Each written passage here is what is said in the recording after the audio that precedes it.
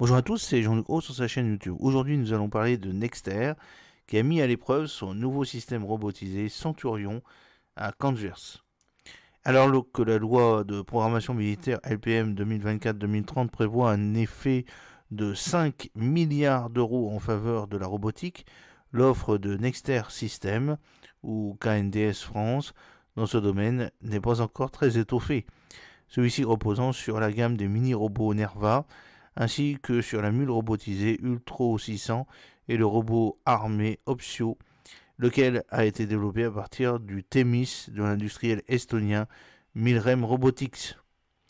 En avril 2023, afin de renforcer son catalogue, Nexter s'est associé à Serra Engineering, c'est-à-dire une filiale du groupe Sogeclair, afin de former le champion français de la robotique militaire.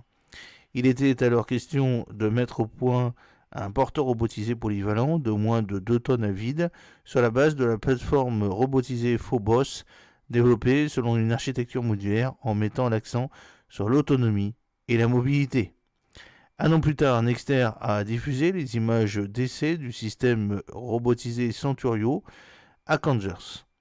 Essai au cours duquel il a démontré sa grande mobilité sur un terrain difficile et mis en évidence ses capacités de franchissement et de tractage rapide sur de longues distances. Seulement, l'industriel n'a pas donné plus de détails.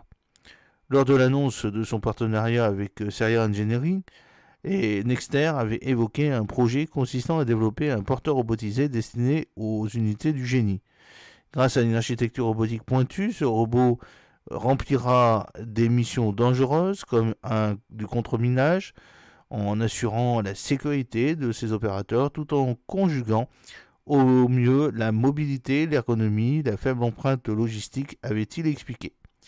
Cependant, Serra Engineering avait une autre ambition pour le Phobos, dévoilée en juin 2022 à l'occasion du salon de l'armement aéroterrestre Eurosatory.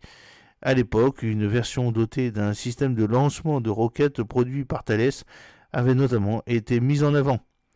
A priori, le Centurio intègre un kit d'autonomie de mobilité mis au point par Nexter. Celui-ci allie la téléopération assistée à des capacités autonomes exploitables en milieu hostile, afin de disposer d'un système homme-robot optimisé où la contribution de chaque entité est ajustée au mieux et en temps réel, quelle que soit la situation tactique. J'espère que cette petite vidéo vous a plu. N'oubliez pas de cliquer sur le pouce pour la promouvoir, de vous abonner si ce n'est pas encore fait et de partager cette vidéo sur vos réseaux sociaux. A très bientôt, fidèlement, Jean-Luc Haut.